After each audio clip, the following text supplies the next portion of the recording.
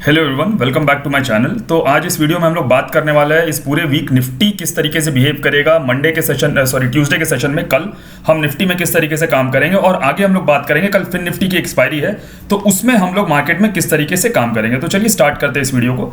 Video start करने से पहले मैं एक चीज़ बता देता हूँ, बैंक निफ्टी के ऊपर मैंने पूरा डिटेल एनालिसिस वीडियो कल पोस्ट कर रखा है जिसका लिंक आपको हमारे कमेंट बॉक्स पर भी मिल जाएगा।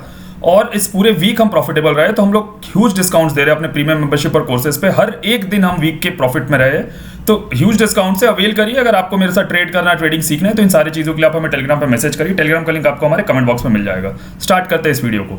तो निफ्टी का आप देख रहे होंगे ये वीकली टाइम फ्रेम का चार्ट है। तो वीकली टाइम फ्रेम के चार्ट्स पे हमें क्या दिख रहा है, देखो एक आपको एडवांस प्राइस एक्शन टेक्निक मैं यहाँ पे समझाता हूँ। बहुत छोटा सा कंसेप्ट है, याद रखोगे तो आगे भी आपके हेल्पफुल रहेगा।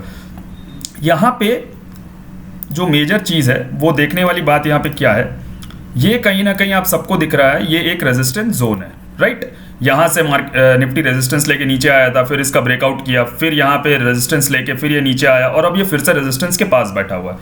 तो इस टाइप के रेजिस्टेंस का इम्पैक्ट क्या होता है, देखो ये जो है ये मेरे नज़र में ये मेजर रेजिस्टेंस जोन है। क्यों? क्योंकि निफ्टी यहाँ से 5% फॉल किया, 1000 पॉइंट निफ्टी फॉल किया।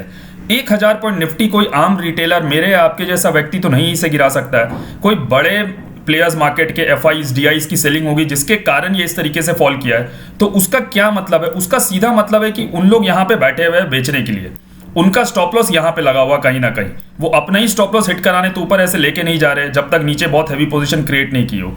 अब प्राइस एक्शन से यहाँ पे क्या समझना हम लोगों को, देखो जो भी मेजर रेजिस्टेंस है, मार्केट कभी भी मेजर रेजिस्टेंस को ऐसे डायरेक्ट ब्रेकआउट नहीं करना चाहिए। जब भी मार्केट ऐसे डायरेक्ट ब्रेकआउट करता है वो रॉन्ग ब्रेकआउट है, उसके अगले ही कैंडल में वो नीचे की तरफ गिर जाएगा। मोस्टली ऐसा देखा जाता है, 85 to 90% ऑफ द केसेस में ऐसा ही होता है। तो यहाँ पे मेरा ये मानना है कि अगर निफ्टी को वाकई में ऊपर जाना तो यहाँ पे एक रेड कैंडल बनना जरूरी है। उसके बाद जब ये ऊपर निकलेगा तभी ये राइट फॉर्म ऑफ ब्रेकआउट होगा, तभी हम लोग बोलेंगे कि मार्केट अपने ऑल टाइम हाई को भी ब्रेक करेगा। वरना अगर ये डायरेक्टली अभी यहाँ पे ग्रीन कैंडल इस वीक में बना के इसका ब्रेकआउट कर देता है तो रॉन्ग फॉर्म ऑफ ब्रेकआउट है और मार्केट कभी भी नीचे की तरफ गिर जाएगा।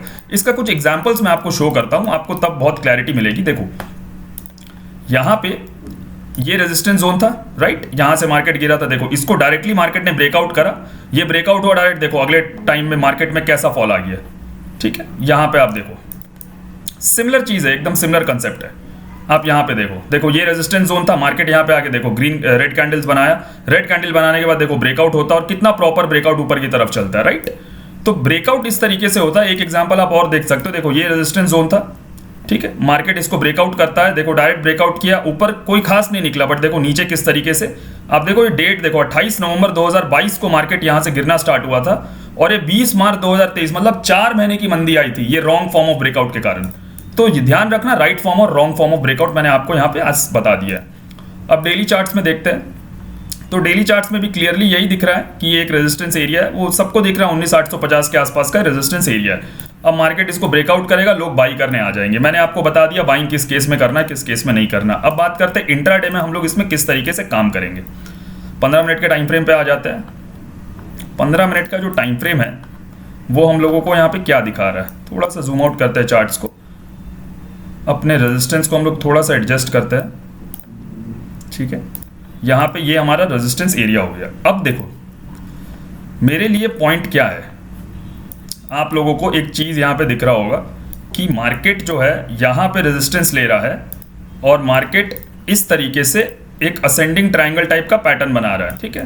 तो दुनिया में आज के टाइम पे जितने ट्रेडर है ये सबको दिख रहा है कि मार्केट असेंडिंग ट्रायंगल फॉर्म कर रहा है और मार्केट इस तरीके से ऊपर बढ़ रहा है, यहाँ पे स्क्वीज हो रहा है और ये ऊपर ब्रेकआउट करेगा। बट याद रखो ये कन्वेंशनल फॉर्म ऑफ ट्रेडिंग है, advance form of price action या एडवांस फॉर्म ऑफ ट्रेडिंग ऐसा नहीं होता है।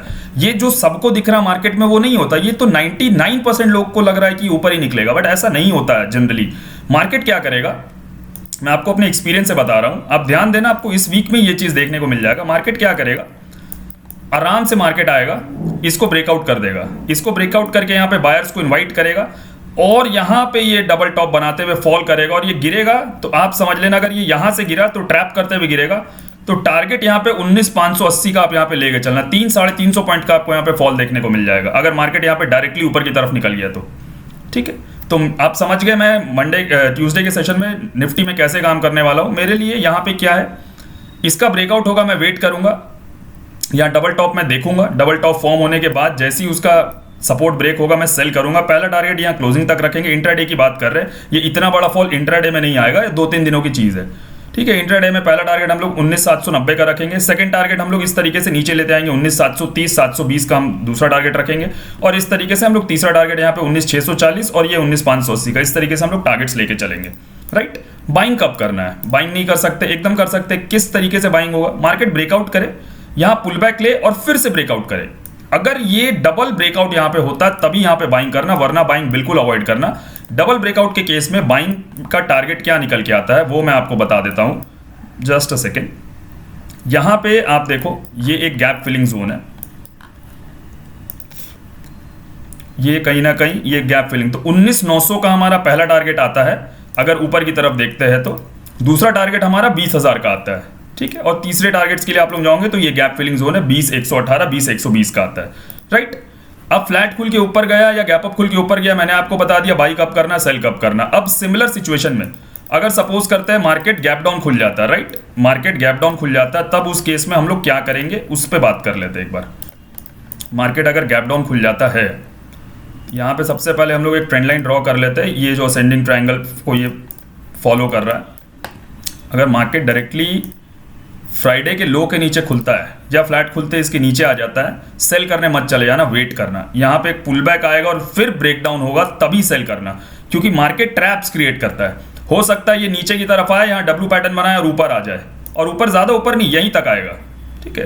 तो यहाँ पे आपको 1 दिन 2 दिन ट्रैप कर लेगा, आपको दिमाग में ये साइकोलॉजिकली फिट कर देगा कि मैं तो ऊपर ही जाने वाला हूँ, मैं नीचे नहीं जाने वाला हूँ। फिर यहाँ पे ये ब्रेकआउट करेगा ऊपर जाके और आपको ट्रैप करके नीचे की तरफ ले आएगा। तो थोड़ा हम लोग को पेशेंस से यहाँ पे काम करना है और दिमाग लगा के काम करना है। इसलिए ब्रेकडाउन होती वेट करना, एक पुल बैक के बाद फिर से ब्रेकडाउन होता तब सेल करना, वरना अगर यहाँ पे ब्रेकडाउन होने के बाद ये डब्ल्यू पैटर्न यहाँ बनाने लगा, बाई करना, बिंदास बाई करना, कोई टेंशन नहीं है इसमें बाई करने में। टारगेट्स छोटे रखना लेकिन बाइंग के साइड 19,800 का पहला टारगेट रखना, दूसरा टारगेट आप यहाँ पे 19,870 का रखना, बस उससे ज्यादा टारगेट्स की तरफ मत जाना, राइट। अब हम लोग बात करते हैं फिन निफ्टी के बारे में। कल फिन निफ्टी की एक्सपायरी है, तो कल फिन निफ्टी में हम लोग किस तरीके से काम कर सकते हैं। देखो फिन निफ्टी में फंडा एकदम क्लियर है, कोई इसमें बहुत ज़्यादा कॉम्प्लिकेटेड चीज़ें नहीं है। ये कहीं ना कहीं मार्केट का एक रेजिस्टेंस जोन है, यहाँ पे मार्केट खड़ा है, ठीक है। ये मार्केट का प्रीवियस क्लोजिंग भाव था, यहाँ से मार्केट गैप डाउन खुला है। अब यहाँ पे मैं पर्सनली क्या करूँगा, अगर ये फ्लैट खुलता है, गैप अप खुलता है और इसके ऊपर निकलता है, मैं यहाँ पे डबल टॉप देख के सेल करूंगा। मेरे लिए ट्रैप होगा, बायर्स को इनवाइट करेगा, मैं डबल टॉप देख के सेल करूंगा। बाई कब करूंगा, इसका ब्रेकआउट होगा, एक पुल बैक और फिर ब्रेकआउट होगा, तभी मैं बाई करूंगा। टारगेट 19,700 19,750 तक के टारगेट्स लेके चलेंगे। एकदम सिंपल फंडा है, ठीक है। इससे ज्यादा कुछ करना नहीं है, ट्राई करना। अगर ये ब्रेकआउट फर्स्ट हाफ में हो गया तो अब और श्योर हो जाएगा कि ये फेक ब्रेकआउट है, क्योंकि 12 साढ़े 12 के बाद एक्सपायरी में ये इस तरीके से घूमेगा और नीचे आ जाएगा। फर्स्ट हाफ का ब्रेकआउट पे मैं बिल्कुल भी ट्रस्ट नहीं करता हूं। अगर ये सेकंड हाफ में होता तब भले हम लोग एक छोटा सा रिस्क लेके यहाँ पे कॉल पोजीशन में ट्रेड कर सकते हैं। मेरा सिंपल सा व्यू फिन निफ्टी में, इससे ज्यादा मेरा कोई व्यू नहीं है। जनरली ब्रेकआउट होता है, गैप अप खुलता है, मैं डबल टॉप देख के सेल ही करूंगा, बाइंग में अवॉइड करूंगा। अब ये मैंने निफ्टी और फिन निफ्टी के बारे में बता दिया। बैंक निफ्टी का जो वीडियो है उसका लिंक आपको हमारे कमेंट बॉक्स में मिल जाएगा। मेरे साथ ट्रेड करने के लिए, ट्रेडिंग सीखने के लिए, trap trading, market analysis, sentiment, behaviour, price reading, इन सारी चीज़ों को जानने के लिए, डिटेल में एडवांस प्राइस एक्शन समझने के लिए आप हमें टेलीग्राम पर मैसेज करिए। टेलीग्राम का लिंक आपको हमारे कमेंट बॉक्स में मिल जाएगा। नीचे दिए गए लिंक से अगर आप अपना अकाउंट ओपन करते हैं तो आपको हमारे मेंबरशिप पे, प्रीमियम मेंबरशिप पे और कोर्सेज पे ह्यूज डिस्काउंट्स मिलेगा। बस आपको अपना क्रिएटेड आईडी, जो यूजर आईडी है, आपको मेरे को टेलीग्राम पे सेंड करना है। मिलते हैं नेक्स्ट वीडियो में। Thank you.